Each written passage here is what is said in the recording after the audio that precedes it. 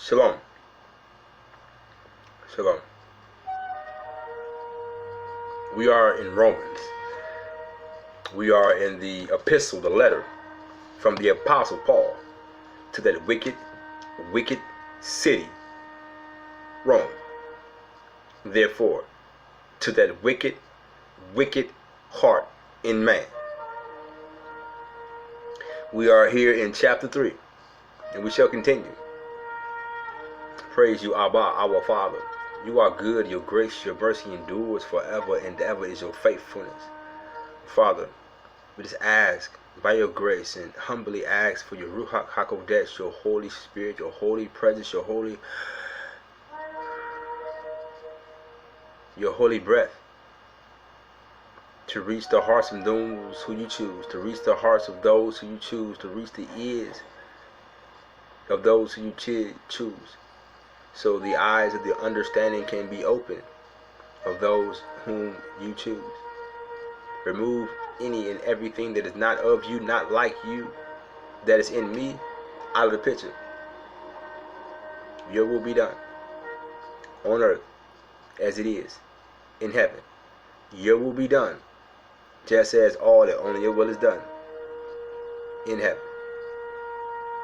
Let all these things be made manifest by the power and the name, authority of Yeshua HaMashiach. Selah, Selah, Selah. Shalom. We shall continue. We are here in the book of the letter, the epistle of Romans, from the Apostle Paul, who is writing a letter to the assembly in Rome.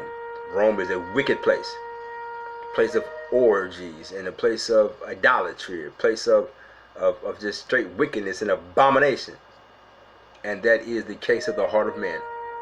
So as we read this letter to Rome, the Romans, let's just understand that today this letter is for our hearts, that wicked, wicked heart of man.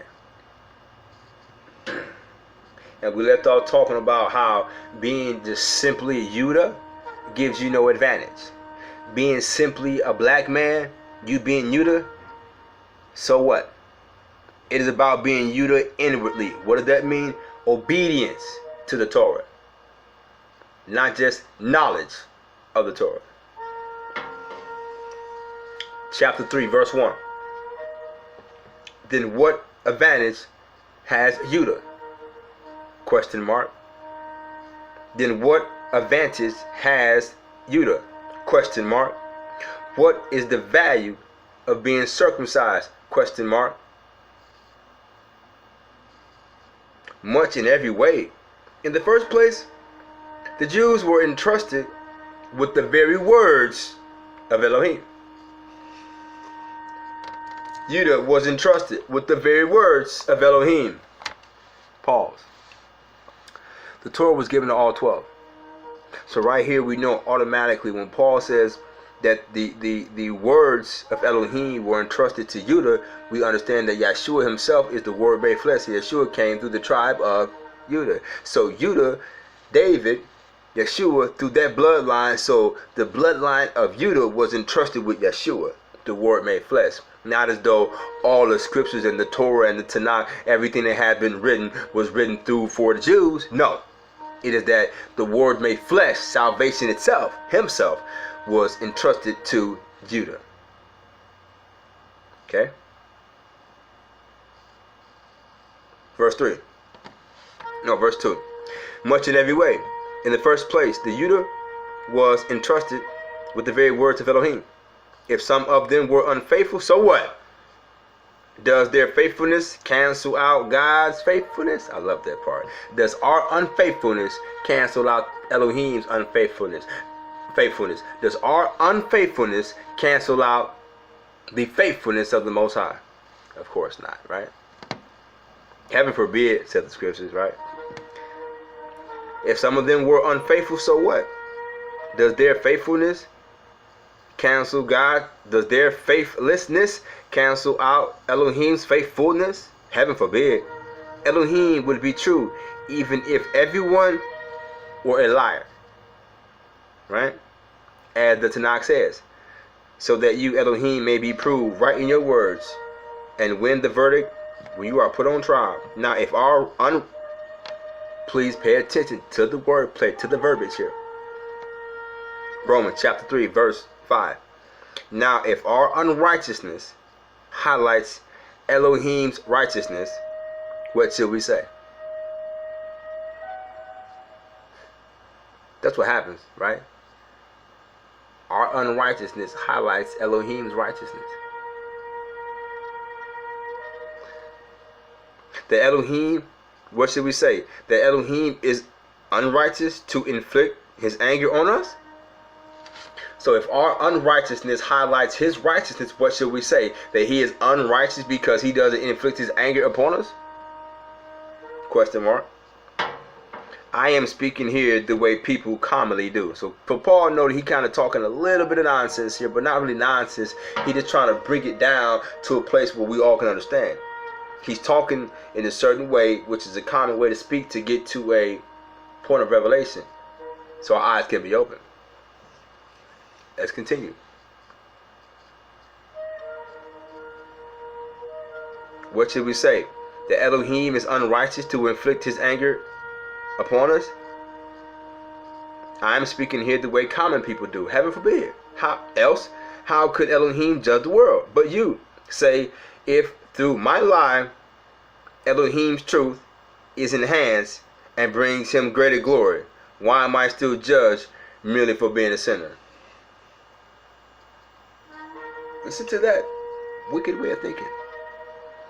It's because my sin that elevates how holy God is.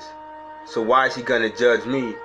Because I and my sin makes him look more holy. So he shouldn't judge me because my wicked acts make him look holy. This is how these people talking, yo. That sound crazy, right? Question mark. Indeed. Why not say, as some people slander us by claiming we do say, let's us do evil so that good may come from it.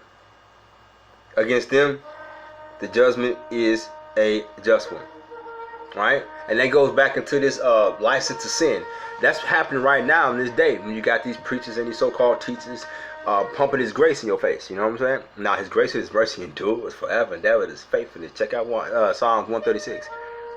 His grace and his mercy endure forever, and that was his faithfulness. But what happens is people take that thing, that grace, right, and they just run with it.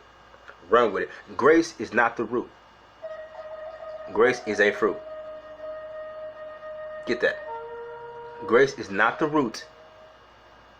Grace is a fruit. Right? We know that because we can go to Galatians and look at the fruit of the Spirit, right? Okay? So grace is not the root. It is a fruit. You know, a branch, you know what I'm saying? Something that comes out of the root. Grace is not the root. But what happens is, man, today, you know, in 2018, has taken grace and made it the root. So therefore, people have this mindset that, you know, we can sin. We can sin because it falls under grace. Because to them, grace is their root. Let's continue. Verse 9, chapter 3, Romans. So are we, you better off? Not entirely, for I have already made the charge that all people, Jew and Gentile alike, are controlled by sin. This is true. As the Tanakh puts it, there is no one righteous, not even one. No one understands. No one seeks Elohim. All have turned away. And at the time, become useless. And at the same time, become useless. All have turned away. All have sinned. And at the same time they're doing this, they become useless. There is no one who shows kindness. No, not a single one. Their throats are open graves. Whoa. Their throats are open graves. Does your mouth bring forth death? They use their tongues to deceive. Vipers' venom is under their lips. Their mouths are full of curses and bitterness. Their feet rush to shed blood. In their ways are ruin and misery, and the way of peace they do not know. There is no fear of Elohim before their eyes.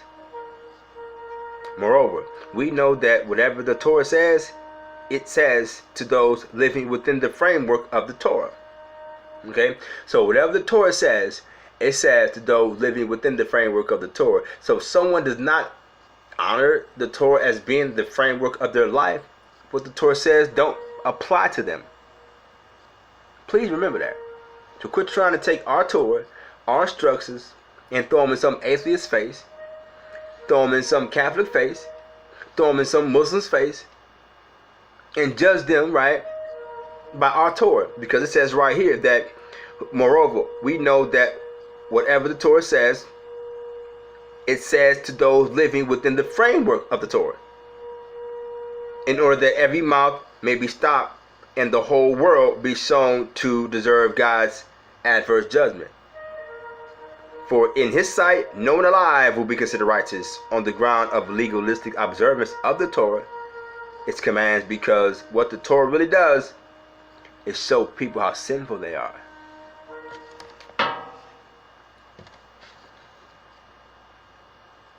The purpose of the Torah. You know, you know you're going too fast because the signs say speed limit is 65. And you look down at your dashboard, whoa, I'm going 85. I'm going too fast. I would not have not known I was going too fast if it wasn't for that law that told me I was going too fast. Common sense stuff, right? But now, verse 21, but now, quite apart from the Torah, Elohim's way of making people righteous in his sight have been made clear. Please listen. Although the Torah and the prophets give their witness to it as well, and it is a righteousness that comes from Elohim through the faithfulness of Yeshua the Messiah to all who continue trusting. Now we got two different things going on here, and this mindset, and see what Paul is doing. He's getting to a place, and a lot of us understand this. You know what I'm saying? He's getting to a place where we can understand the truth. We can understand the purpose of Torah, all right, and we can understand the purpose of Yeshua, and we can understand the way to Yeshua, okay, and we can understand the purpose of the Torah. Alright, so let's just slow down a little bit here, okay? Verse 22, chapter 3, Romans. And it is a righteousness that comes from Elohim. There's a righteousness that comes from Elohim. Not your righteousness. Not my righteousness. Not a righteousness of yours. Not a righteousness of mine. A righteousness that comes from Elohim, that comes from Yahweh. Okay. Verse 22. And it is a righteousness that comes from Elohim. Boom. What is this righteousness that comes from Elohim? Through the faithfulness of Yeshua, the Messiah, to all who continue trusting. So there's a righteousness that comes from Elohim to us. How does it get to us? Through Yeshua the Messiah, to all of us who continue in trusting. So there's a righteousness that comes to us from Yah through Yeshua who trust. You see, there's no righteousness that come from the Torah. There's no righteousness that comes from being Judah.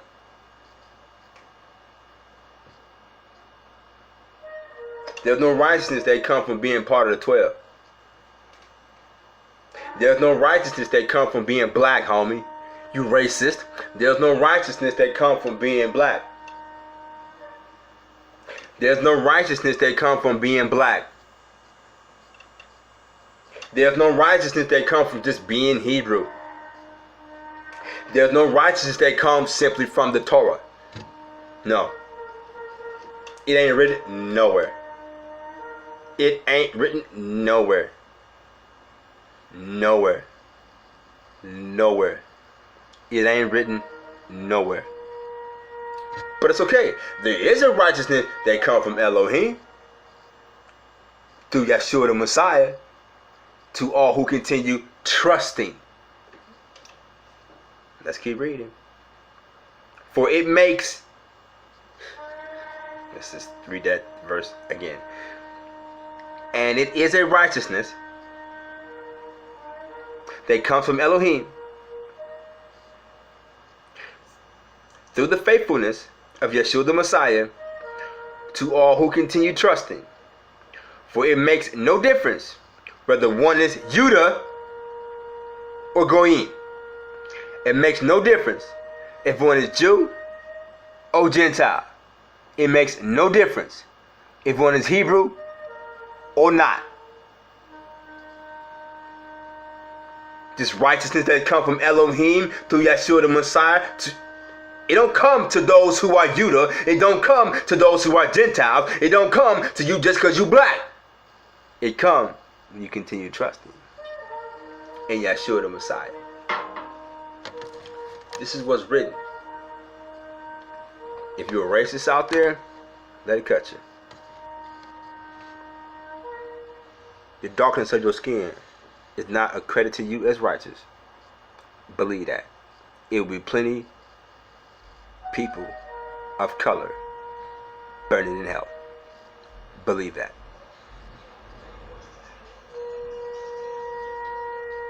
You gotta get past this, yo.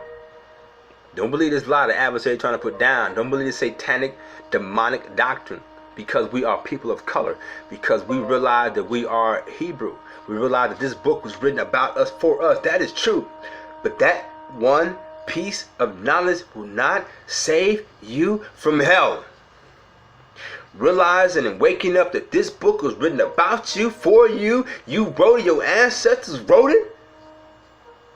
The lie you was taught when you was younger that Jesus was white and his name was Jesus and all this white manness and white man stuff, all the lies that we all was shown and told, probably by the help of our own grandmothers coming up, all that's true.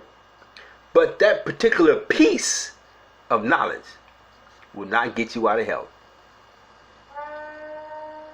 Will not bring forth salvation. Will not bring forth no righteousness in the sight of Elohim. What we just read, there's a righteousness that he gives through Yeshua the Messiah to all who continue trusting, Jew or Gentile, Judah or Goyim.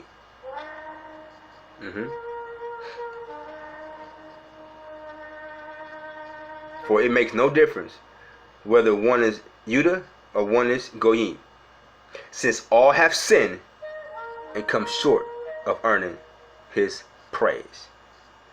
All have sinned and fall short of earning his praise.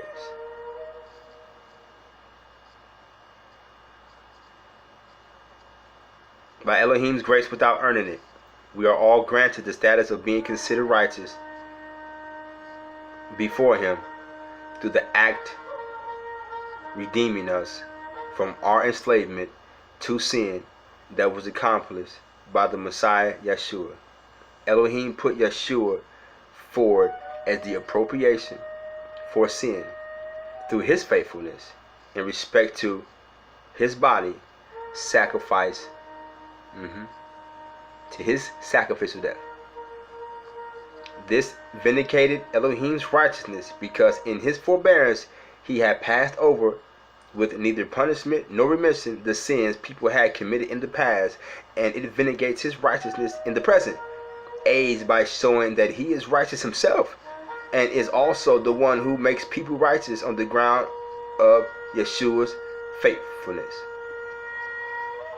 So there is no room for boasting. None at all. It is the righteousness that Yeshua and his obedience unto death. Remember, we just said it.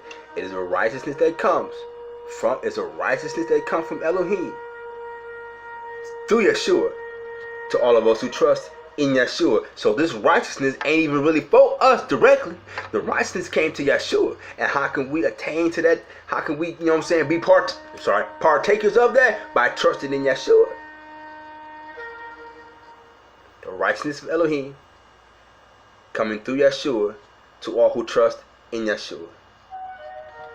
If you know what the Aleph looks like in the Hebrew pictograph, you know exactly what that is. I'll do it again. The righteousness that comes from Elohim, man himself, and in between is Yeshua himself. Zavar. Those who have ears, hear. We shall continue.